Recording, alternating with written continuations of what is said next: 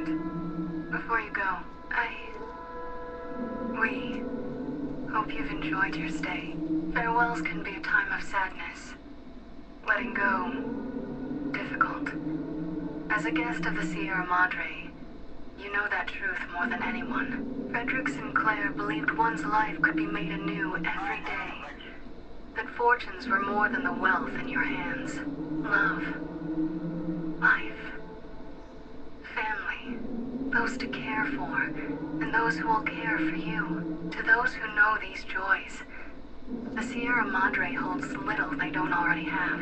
Out in the world, beyond these walls, that is your chance to begin again. I hope you'll return in happier times. Until then, the Sierra Madre and I will hold you in our hearts. Wait a moment. Before you go, we hope you've enjoyed your stay. Farewells can be a time of sadness. Letting go, difficult. As a guest of the Sierra Madre, you know that truth more than anyone. Frederick's... The survivors of the Sierra Madre thought about gathering at the fountain and waiting for the courier. In the end, the caller's silence made them uneasy, and the fear of turning on each other made them hesitate and leave the goodbyes unspoken. The radio message of the fountain was enough for them, and there was no need to add another farewell on top of all they had suffered. Dog forgot himself, as did the voice that raged within him. After their passing, a new voice spoke within the mutant shell. It was difficult for the voice to remember the two it once was. There was the beast, Dog, consumed by hunger, and the other in reverse, the one consumed by control. Both were driven by need for the other. The courier brought them together somehow, joined the two into one. All that happened at the Sierra Madre was a faint memory to the new personality, like a flickering light in the clouds of the mind. The new voice did not think of the courier again until the battle at the Divide reached his ears.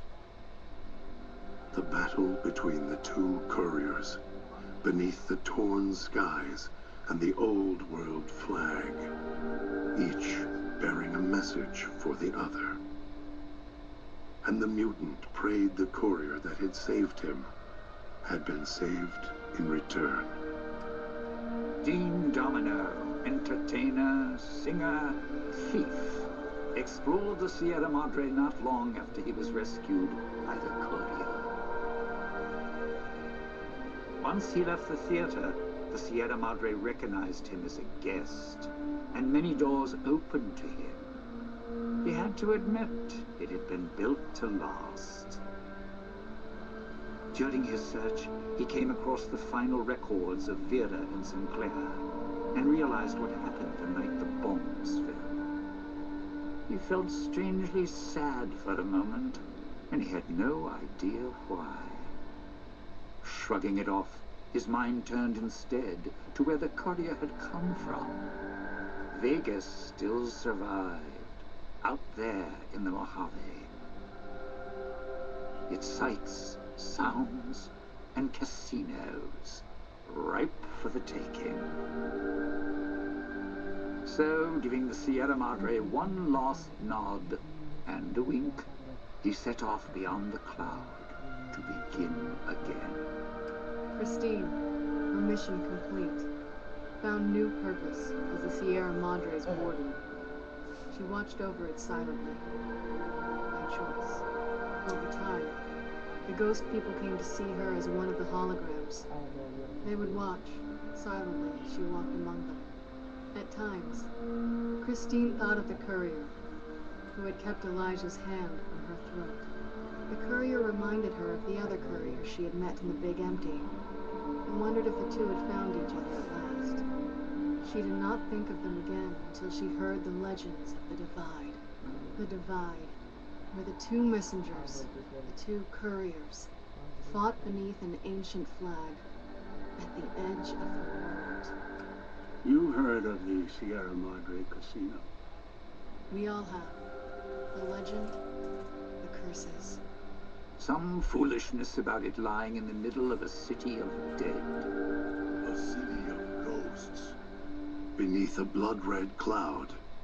A bright, shining monument, reaching out, luring treasure hunters to their doom. An illusion.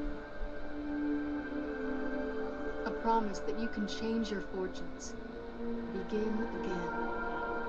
Finding it, though. That's not the hard part. It's letting go. It's letting go. It's letting go. It's letting go. It's letting go.